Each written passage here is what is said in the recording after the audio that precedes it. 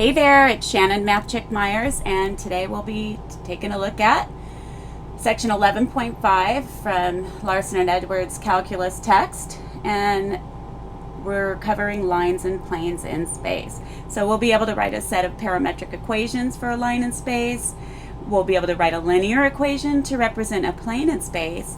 We'll sketch the plane given by a linear equation, and we'll be able to find the distance between points, planes, and lines in space. Oh my. So let's warm it up. This is from your previous math life in Calculus 2. We're going to go ahead and graph this parametric curve. And remember, with that, what do you have to do? You have to indicate the direction. All right. On your mark, get set, go. I know you can do it. Okay, let's see how you did. So here, one way to do this is that we want to take a look at getting rid of our parameter, which happens to be theta in this case. So theta is our parameter. And what do we know about the relationship between cosine squared of theta and sine squared of theta? Beautiful. We know that cosine squared theta plus sine squared theta equals 1. Cool so far? Awesome, awesome. All right, so now, what is cosine squared theta? Very good. Cosine squared theta is x minus 3. And sine squared theta is y. So, we have that relationship, and we have this relationship. Cool, cool. Now, let's check out what we have. So this is all equal to 1, continuing with that equation. And if we go ahead and we isolate y, we'll get y is equal to 4 minus x with some algebra, right? And now we have to figure out the range and the domain, right?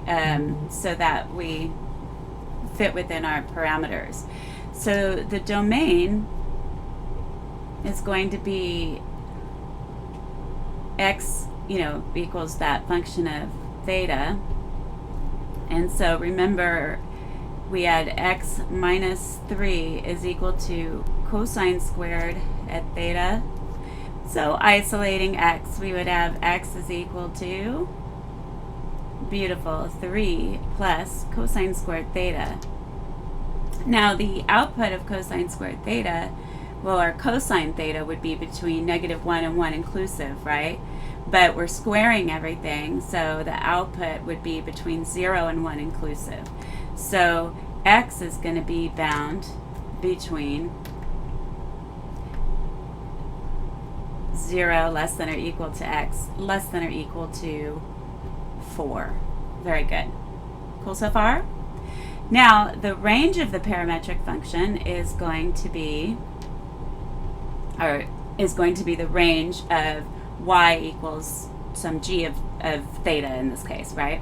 Y was equal to sine squared theta. So again, sine theta is bound between -1 and 1 inclusive, but once you square it, that means that 0 is less than or equal to y, which is less than or equal to 1. Good so far? All right. So now, what do we know about this? We know that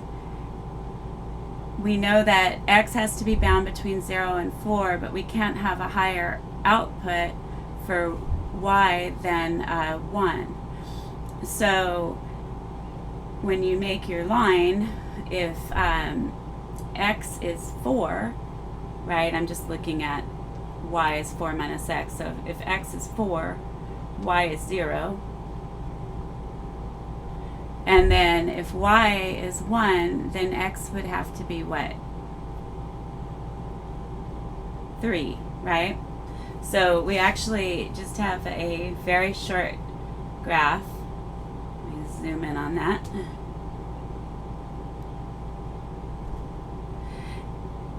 And what's going to happen is we now have to ascertain the direction. So here, if you take a look at theta, x, and y, theta ranges between 0 and 2 pi, right? So let's just take a look at 0, pi over 2, pi, 3 pi's over 2, and 2 pi. Because sometimes it'll go over itself more than once. And so now if we look at the original equations, let's see what we have going on. So if theta is 0, remember that x, if we isolated x, was 3 plus cosine squared at theta, and then y was just sine squared at theta. And so for theta equal to 0, cosine 0 is 1, so x would be 4. And we know then that y is 0, right? So it starts at the first point we did. At pi over 2, cosine pi over 2 zeros out, so x would be 3, and y would end up being 1. Very good. At pi, you'd be back at 4, and then y would be 0. 3 pi over 2, you'd be back at 3. Sorry, yeah, 3, 1. And at 2 pi, you're going to be back at 4, 0. So basically it's going to keep bouncing back and forth, but because it repeats. So it starts, so basically its direction, you get the whole length of the line here. So I don't know if you guys remember arc length. We'll be doing stuff with arc length there, but if we wanted to find the arc length of this, what we would want to do is we would want to only take a look at it from, what was it, 0 to pi over 2. So let me get this thinner. So then this is our direction. Cool, cool. If you go into mode and you go to, I'm going to go back into radians, parametric, done, and it's going to give you a default for T when you're graphing. Make sure for your window you're going from, you look at T and you're going from 0 to, yeah, our T max should be 6 point, I'll just put 6.3. Go back to our graph. So now 0, we'll go to calculate. So when T is 0, we're at 4, 0 for the y. When T is pi over 2, we're up there. When 3 is at pi, we're back down. So see how it would bounce. And then when T is at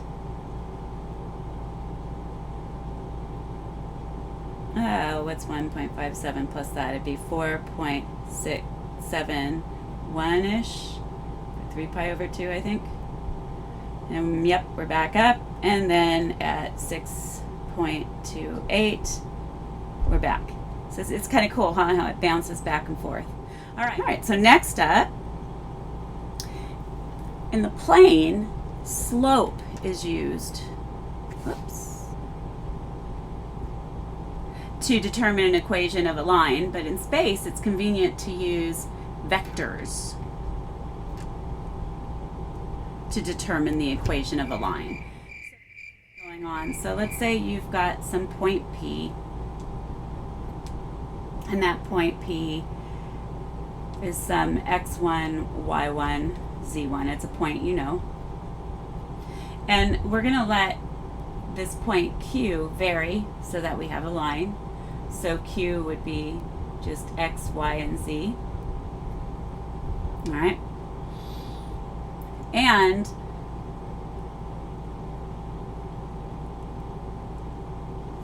let's say we have, so let's just kind of draw P and Q.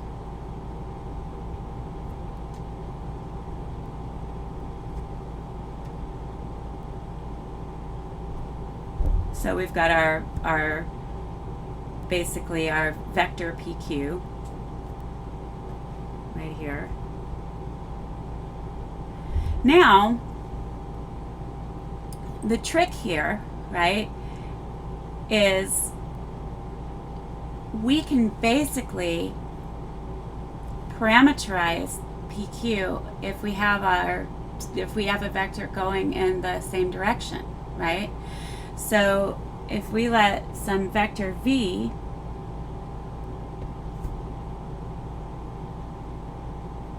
basically be going parallel, okay? So this would be our vector V, and that vector V would equal to the vector ABC.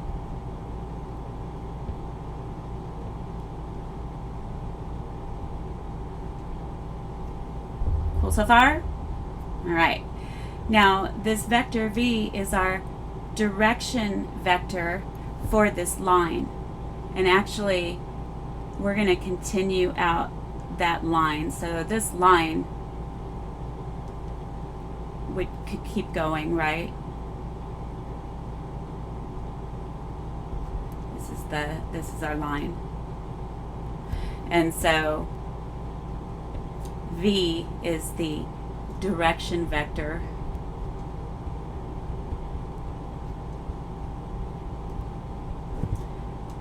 for L. Good, good? All right, so now A, B, and C, let's just say and, A, B, and C are the direction numbers.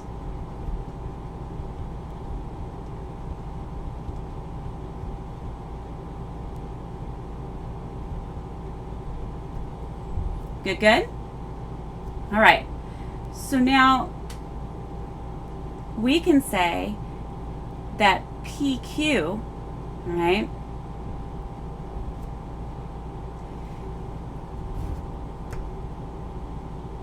the vector PQ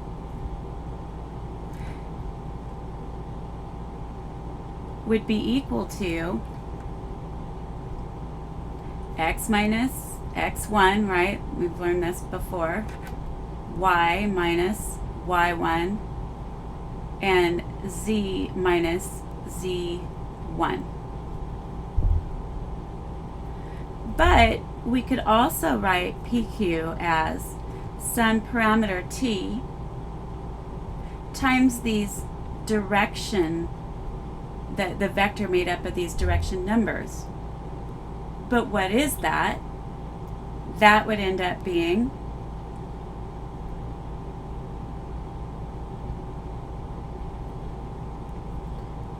TA, TB, TC, or couldn't we also call this T times the vector V? It's all equivalent, right? So what we end up with here is this. We end up with x equal to x1 plus a times t, y is equal to y1 plus b times t, and z is equal to z1 plus c times t. Cool, cool? So let's take a look. Parametric equations of a line in space. A line L parallel to the vector v equal to ABC and passing through the point P, and the point P is x1, y1, z1, is represented by the parametric equations x equals to x1 plus a times t, y equals to y1 plus b times t, and z is equal to z1 plus c times t. Groovy? All right, if the direction numbers a, b, and c are all non-zero, you can eliminate the parameter t to obtain symmetric equations of the line.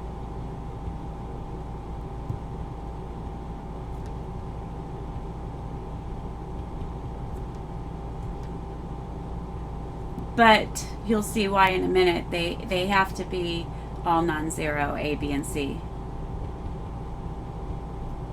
So what would happen is we would have x minus x1 over a.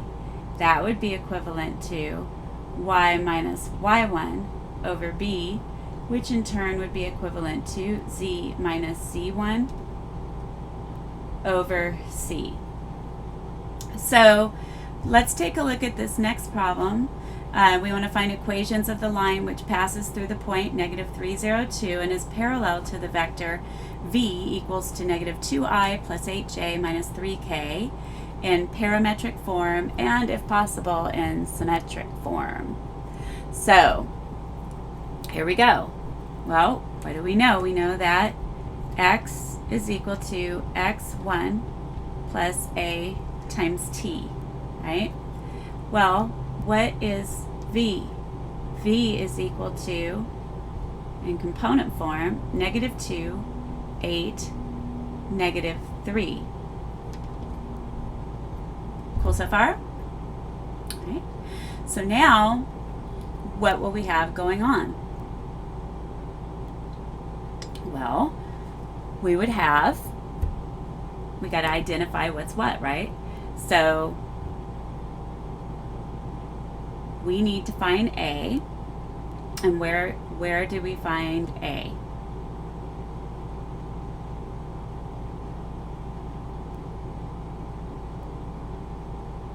It's in our v vector, right? So very good. So our a is -2. Our x1 you can tell from up here, right? So this is x1, y1, z1. And so now we can plug it all in. So here we go. We would have x is equal to -3, and then plus -2 times t. So x would be -3 minus 2t. Cool so far?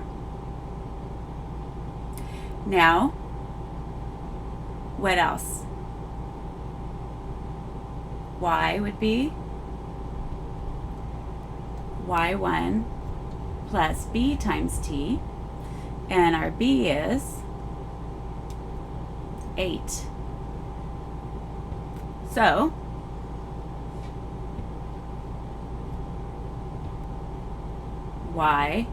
our y1 was 0, and then 8 times t, so y is equal to 8t. Then we would have z equals to, beautiful, z1 plus c times t. C is -3, and our z1 was 2, so we'll have z is equal to 2 plus -3 times t. Oops. And then that's just going to be z is 2 minus 3t. And these are our parametric form of the lines.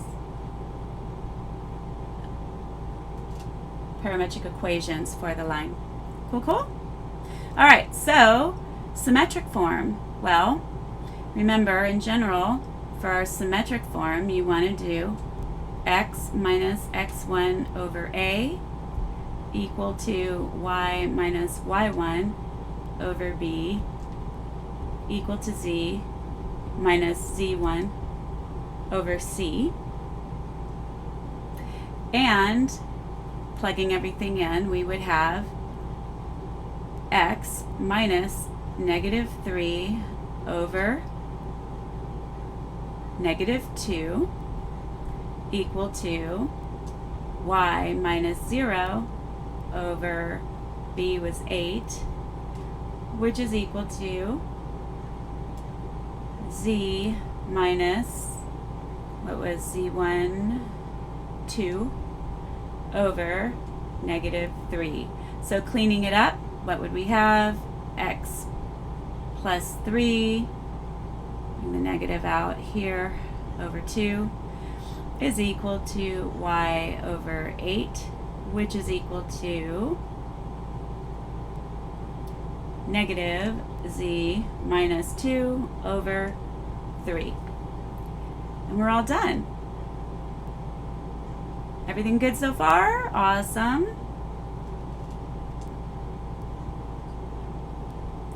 All right, so now next up, standard equation of a plane in space. So the plane containing the point x1, y1, z1 and having normal vector n equal to abc can be represented in standard form by the equation a times x minus x1 plus b times y minus y1 plus c times z minus z1 is equal to 0.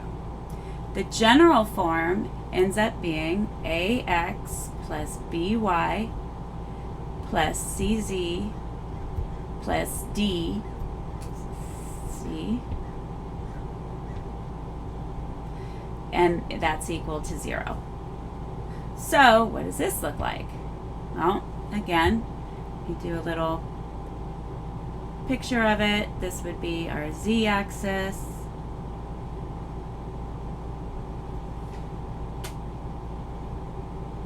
X-axis, y-axis, and then so what we would have going on is you're going to have some p and q, right? So p, let's call p over here, q can be over here. So here's our PQ vector, and then you end up having this normal vector, which is going to be at a right angle. So this would be your normal vector, and it forms a right angle with PQ.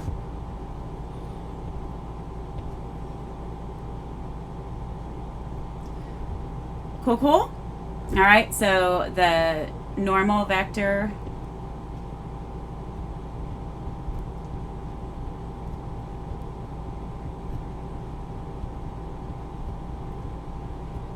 is n, vector n is equal to a, b, c.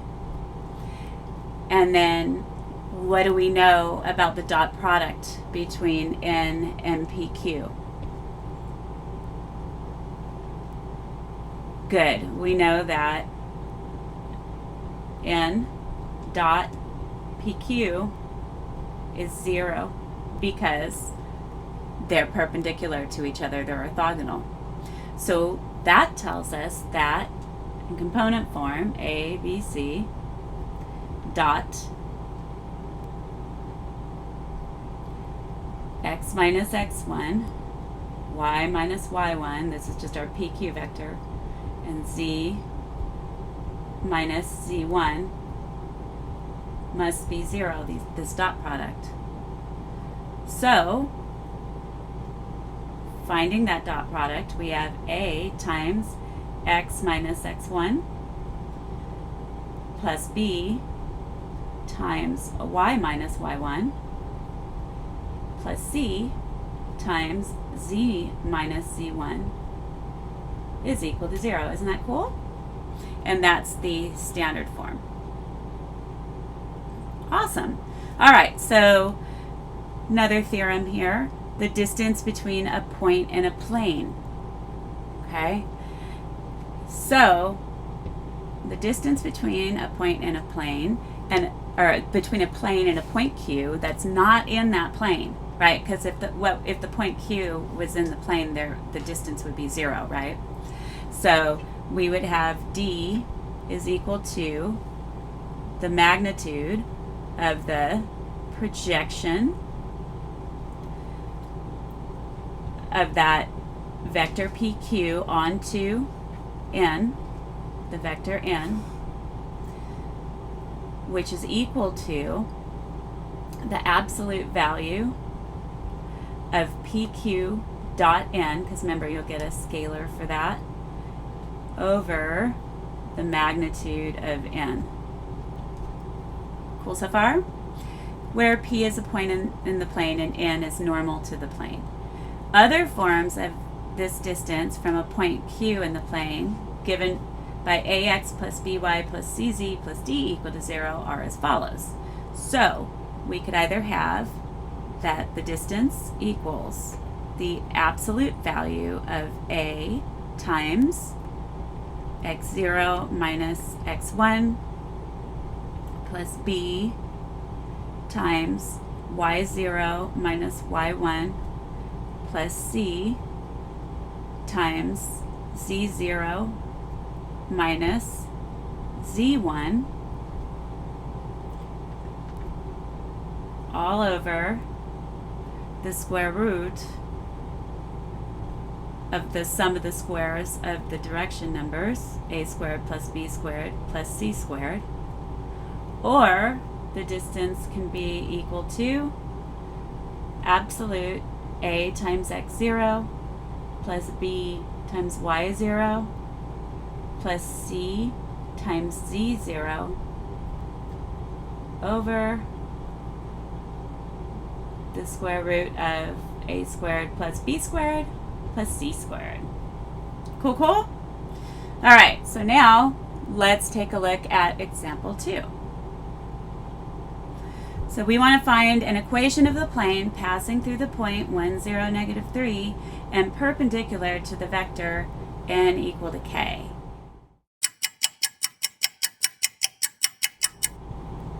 Okay, so let's see what we've got going on. So we have n is equal to k, which remember is going to look like this. So n equals to k, so n is equal to 0, 0, 1 in component form. Good so far? All right, and so what does that mean? Remember, n is also equal to a, b, c, right? In component form.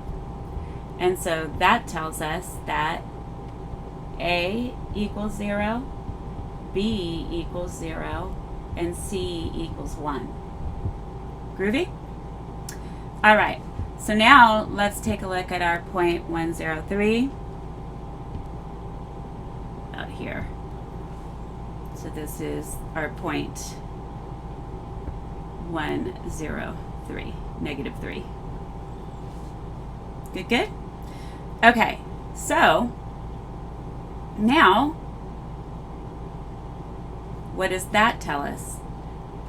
That tells us that x1, this is x1, the point x1, y1, z1, right? So putting it all together, remember in general, we would have a times x minus x1 plus b times y minus y1 plus c times z minus z1 is equal to 0. But a and b are 0, right? So won't that zero out those two? So we'll get this last one here. So c was 1, and then times z minus z1. Well, z1 is negative 3. That's going to equal to 0. So then we'll get z plus 3 is 0, or z is negative 3. Cool, cool? Well, let's take a look at a picture, okay? So if we go to this guy here, whoa.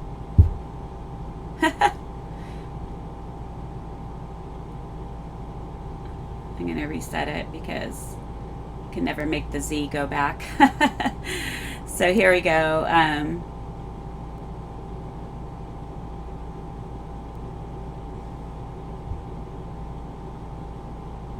So Z is negative 3. And then I want to change my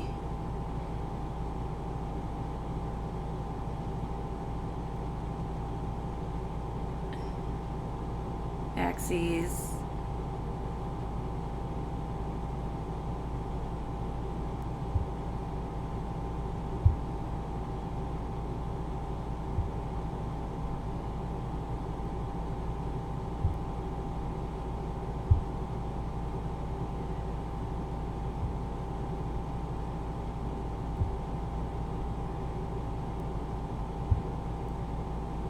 Cool so far? Now let's also put in that vector. Let's see. Content color.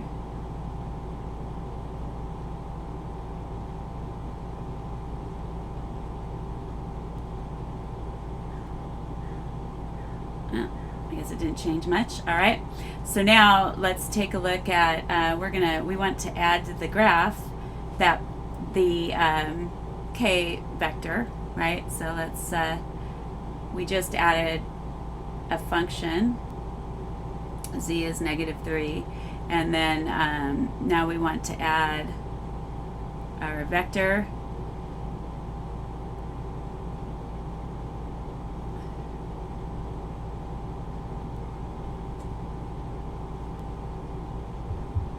Zero,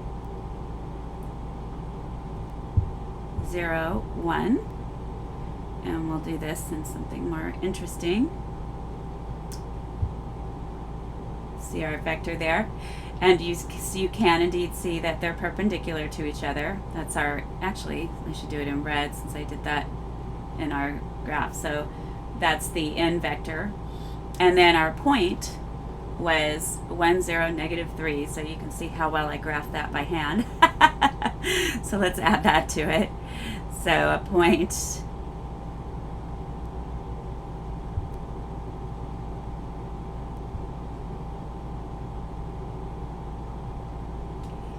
and we'll do this one pink. Yeah, not too bad, huh?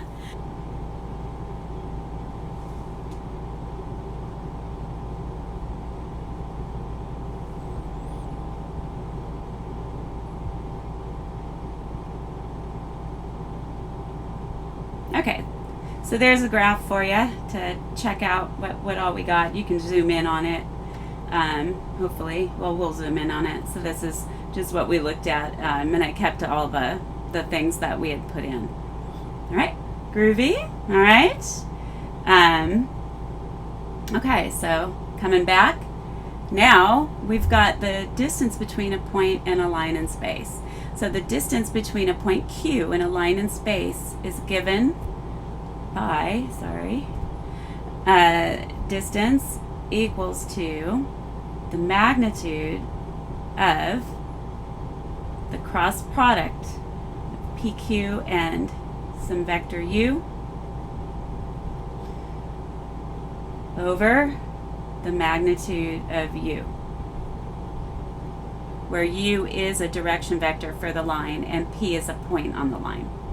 All right, so let's look at example 3. Find the distance between the point 3, 2, 1 and the plane x minus y plus 2z is equal to 4. So remember, in general, what do we have when you've got this format for your equation of the plane? We could write that as x minus or plus negative 1 y plus, so that would be 1 times x, plus negative 1 times y, plus 2 times z, minus 4 equals 0. So that would mean my A would be here, this would be my B, and this would be my C, because this is D. The negative 4 is our D. And that's the general form of the equation of a plane. Cool so far? So that means that our N is going to be 1, negative 1, 2, and our point is 3, 2, 1, right? And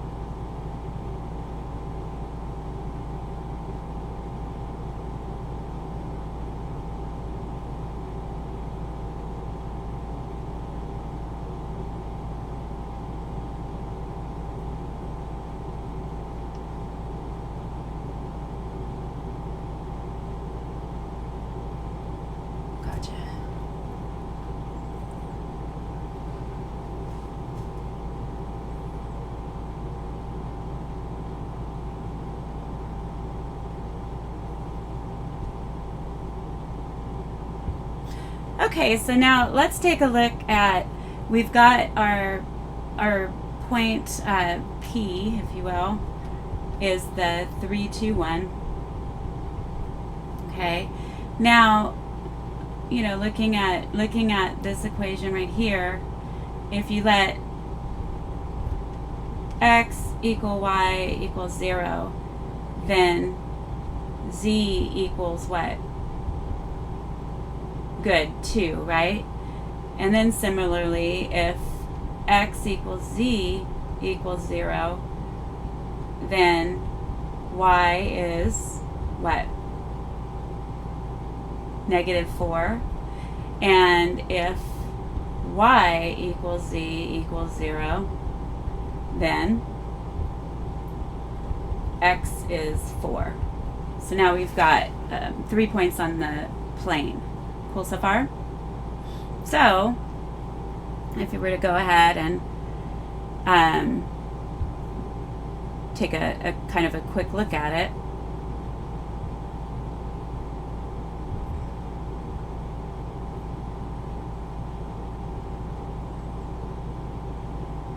no, actually, what the heck? Why don't we use our technology?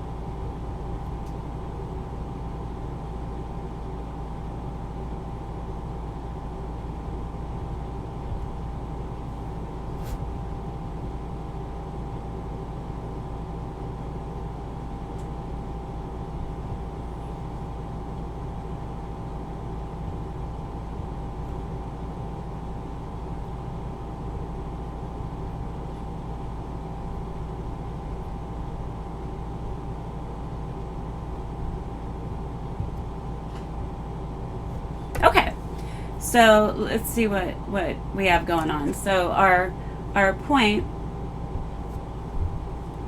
was 3, 2, 1. So 3, 2, and then up. So it's going to be about here.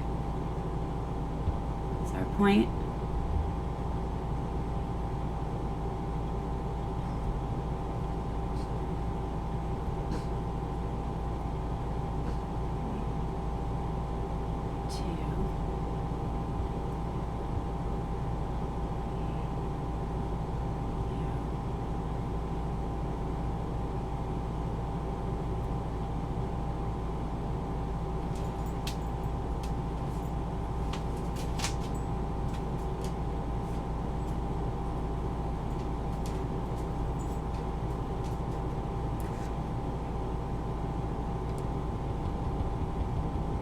Okay, so our point P is going to be about here. Right?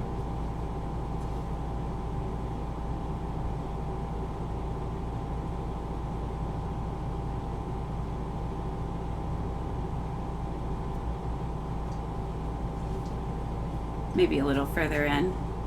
Okay.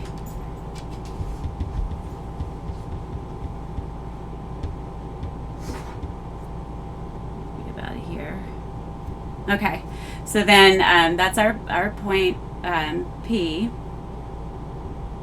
3, 2, 1, and then we'll have our plane. We were able to get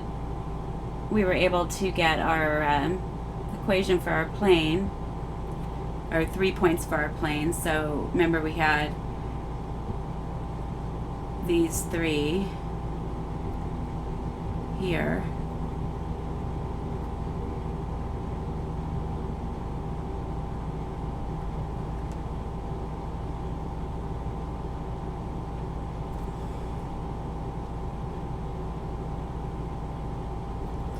So this is our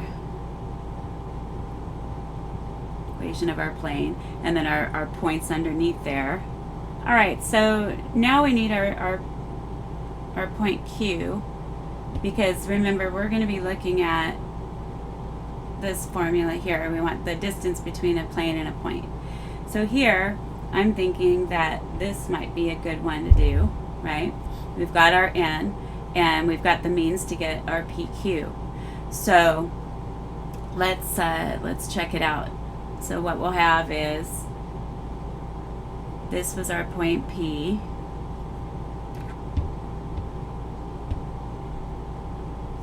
And then if we call this here Q, right? Because that's a point on the plane, then what are we going to have? PQ, that vector, is going to be 3 minus 0, 2 minus 0, 1 minus 2, which of course is the vector 3, 2, negative 1. Cool so far? So now what we want to do is we want to do our distance formula for this. So our distance formula is the distance equals the absolute value of PQ dot N over the magnitude of N. Cool so far? So the distance will be the absolute value of 3 to negative 1 dot, our direction vector N was 1, negative 1, 2,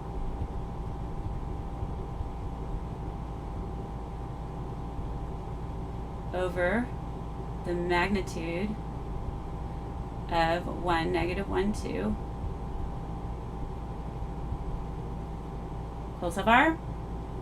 And when we put it all together, what's that going to be? We'll have 3 minus 2 is 1, minus 2 is negative 1, so we'll get, sorry, I'll go a different way.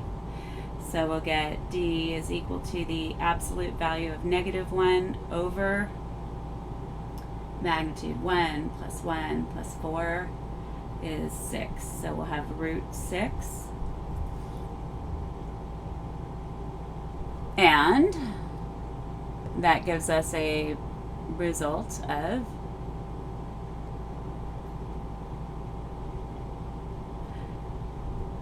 1 over root 6 units.